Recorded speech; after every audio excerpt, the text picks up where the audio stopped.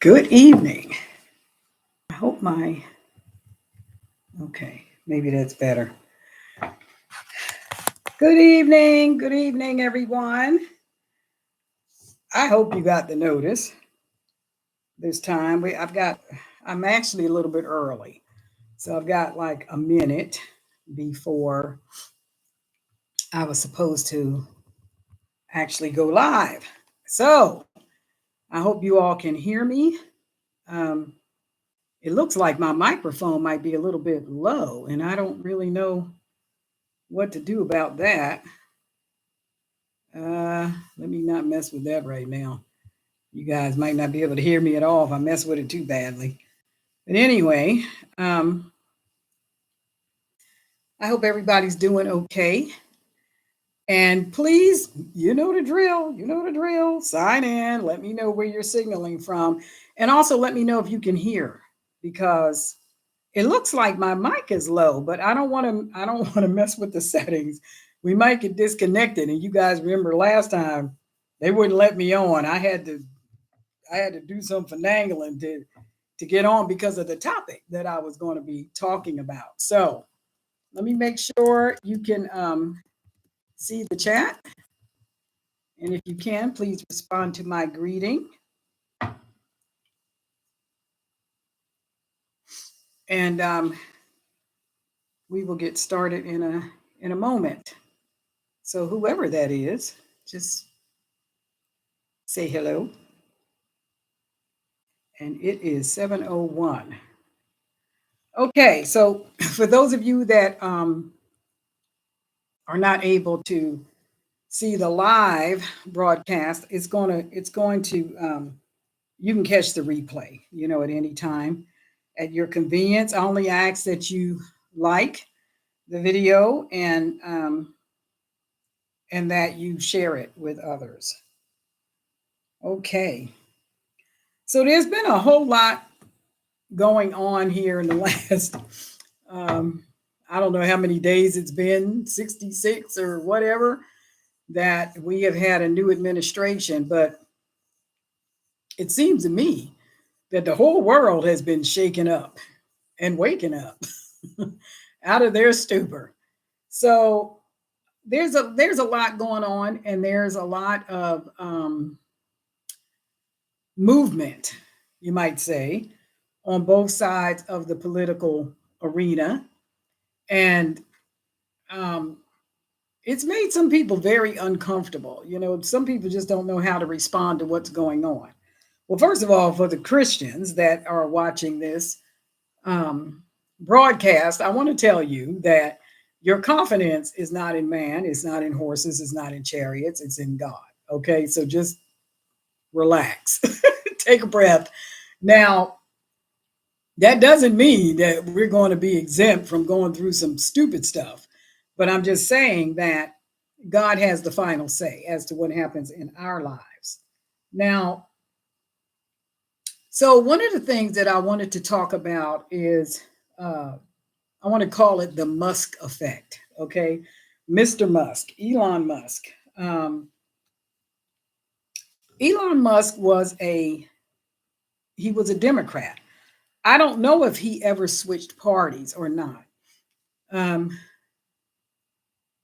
I'm not sure that he actually switched legally, switched parties or not. But I do know that he was a Democrat, and I know that the president used to be a Democrat.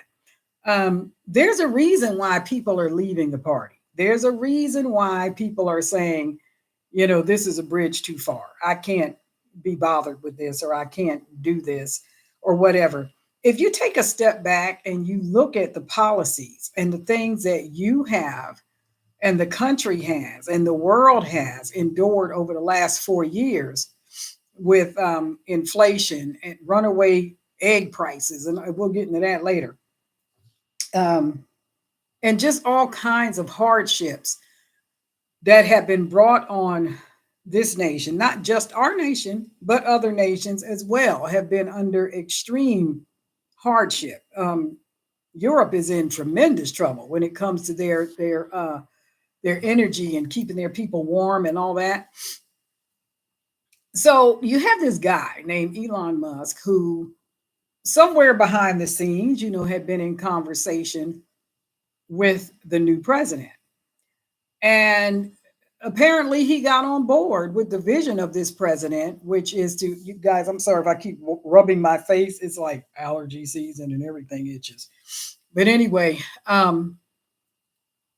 somewhere behind the scenes before or either during the campaign of the president, they had conversations, at least one.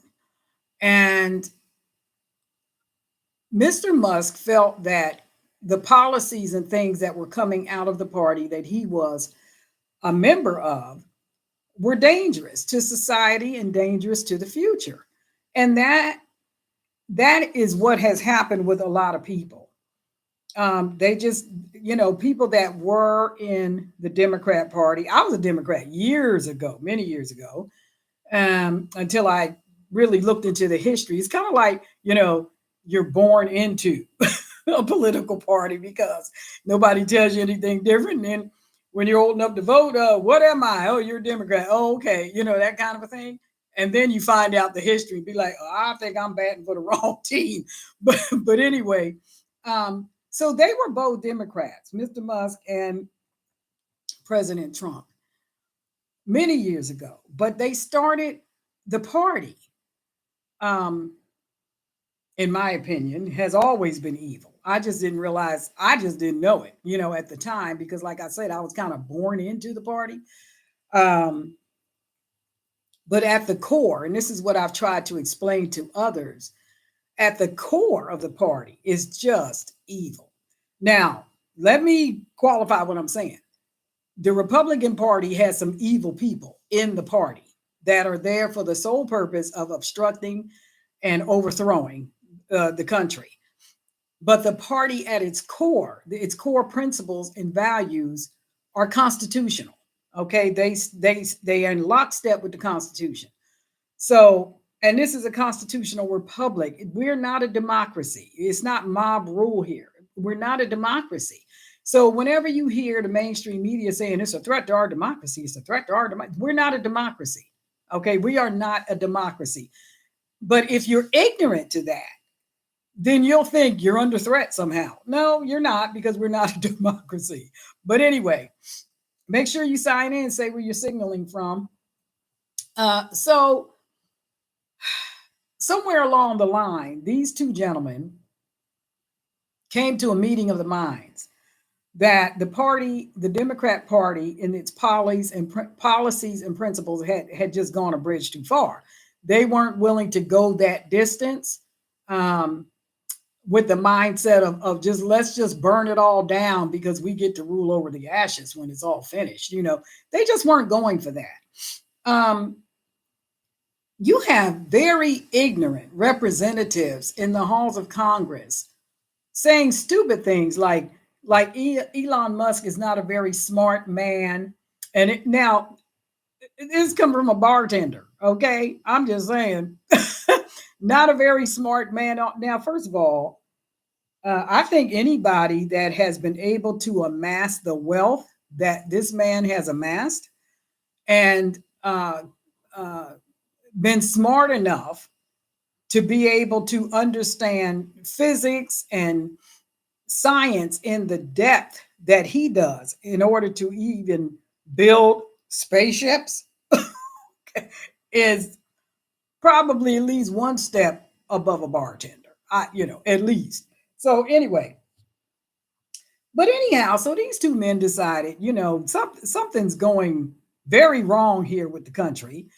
And they had a meeting of the mind somewhere behind the scenes. And President Trump decided that Mr. Musk would be a good pick for him to help him root out what he knew was corruption going on in our country. So Mr. Musk decided that he would enlist the expertise of some younger ones that have brilliant minds and keen eyes to be able to look into things and find out where your tax dollars were going, if you still pay taxes, or where they went when you were paying taxes. Okay. And it is just shocking and appalling that people are angry about finding out where the fraud is. Now, here's the thing. This is what I would like to propose. Why would you be angry over discovering fraud, waste, and abuse? Why would you be angry over someone finding that rather than being angry at the people who authorized it and actually did it?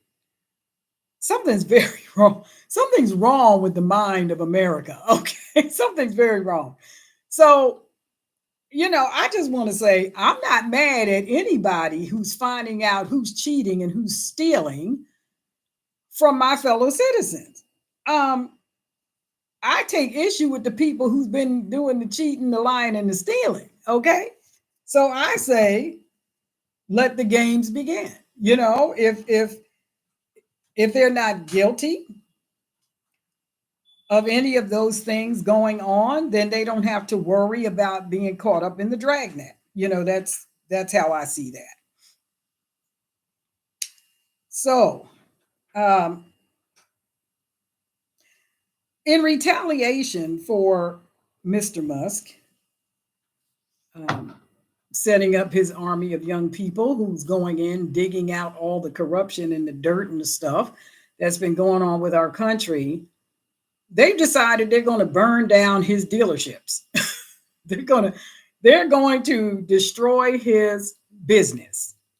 Um, Now, let me show you the insanity in this. These are the same people who was pushing the idea that everybody should give up their gas vehicles and drive electric vehicles. So he's making electric vehicles. But now, because he has decided and have been asked to uncover financial fraud, waste, and abuse, these same people who signed on to the Green New Deal and decided that they were going to um, make everybody else buy electric cars where the batteries are steadily blowing up or whatever, are suddenly protesting against him and burning down his dealerships. Um, yeah, you can't make this stuff up. What is wrong with people? It's anyway. I'm just saying. What is wrong with that? Why suddenly are they burning up or selling their electric vehicles and they're going to go buy gas? Hold on, wait a minute. What about global warming? What about the gas emissions and the pollution? And wait a minute now, because you fought all of society on gas vehicles to the point where there was even talk about making the American people give up their gas dryers, right? Anything gas in the house was going to have to be turned into electric. Anything that was being newly built was going to have to be completely electric. And yet the guy who was making electric vehicles and that they championed him doing all that, they thought he was the best thing since sliced bread. As soon as he started digging into corruption, they wanted to burn down his dealerships. My goodness gracious me. Hi, Amber. How are you? What in the world is that about? I don't understand it. I don't understand how the guy who was in lockstep with saving the planet and making these electric vehicles suddenly went from that to getting his dealerships burned down because he's uncovering corruption. That just, that just falls right in line with giving people pardons retroactive to 14 years back or something like that you say didn't do anything wrong. Well, then how are you going to pardon something that ain't there? So this is just how twisted and how upside down and backwards our country has become. I'm just saying. Anyway, the same people that signed on to the Green New Deal are burning down the green new cars because their corruption and their money laundering is being exposed and they do not like it. Oh well. Now, I want to I want to mention something that I wanted to go a little bit into something that I mentioned in my last live video, and I don't know if I really got into it or not. But you guys, I don't know if you know this, but Ukraine supplies 30% of wheat to the world. 30%. Now, the president and the president of Ukraine and Marco Rubio and different ones are in a conclave of sorts, trying to find a middle ground where the killing can stop. Really, I mean, it's ridiculous. What I ain't gonna get in that, but I said all that to say that if you use wheat, whole wheat, wheat cereal, whatever, you need to get it now. A couple of weeks back, my husband and I, we went literally 3 cities, 3 towns looking for whole wheat flour. There was none. And what we found when we did find some, it was like a week or so before you hit the expiration date. I couldn't believe it. I'm like, wow. So I was trying to tell everybody, listen, you need to get what you need to get and get it because stuff is crazy. Um, so there is a shortage. There is a shortage of wheat going on. There may not be a shortage in your area yet, but there probably will be. Um, and especially with the tariffs and the trade wars going on, and we're just in a new kind of World War III, you might say. We're in a new kind of conflict where it is affecting um, every area of society, the medical community, the uh, food, drugs, everything is under attack. And let me tell you something: the medical community, the FDA, the CDC, all these people, these medical colleges, and all this stuff that's been getting all these kickbacks because they wanted to side with the insanity of the Democrat Party are losing their funding. If they don't get their crap in order, they're going to lose their federal funding. Let the church say amen. They need to lose their funding. They are steadily poisoning people. They're lying about what's in the food. We serve food here that other countries banned years ago. They don't grow it, they don't allow it into their countries because it has been proven to cause cancer. And yet, our FDA turns a blind eye and looks the other way.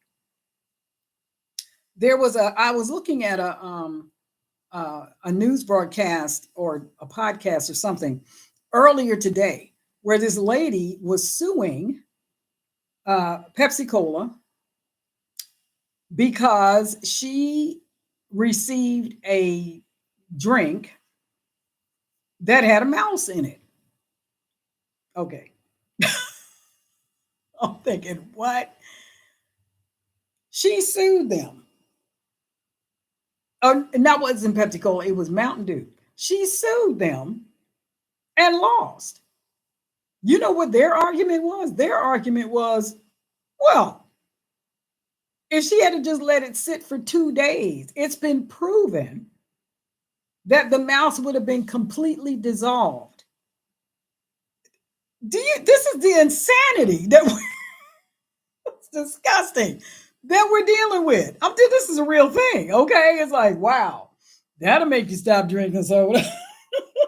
Wow. And if it will dissolve a mouse in 2 days, what will it do to the human stomach? I'm just saying. Mm-mm-mm. Listen, you guys, the wheat is not the only thing that there's a shortage of. The price of beef, pork, everything has skyrocketed, mostly because of these tariffs. Now, let me explain a little bit about the tariffs, okay? As someone who has lived in two other countries, right? I ain't talking about I visited. I mean, I lived there. Okay. Canada is off the charts. they just, Canada's off the charts. When I first moved there, almost 17 years ago, if you can believe that, um, I was just stunned by the prices. My husband and I went, newlyweds, and I said, well, I need to go to the grocery store. I need to go shopping. He's like, okay, baby. So we go to the store, and I said, what do I need to get? Because I'm trying to learn the guy, right? What do I need to get? We were only engaged like 5 weeks and saw each other one day, face to face, before we got married. But that's a whole nother story. Anyway, I was engaged for 5 hours. 10 hours, 5 weeks and 10 hours. Anyway,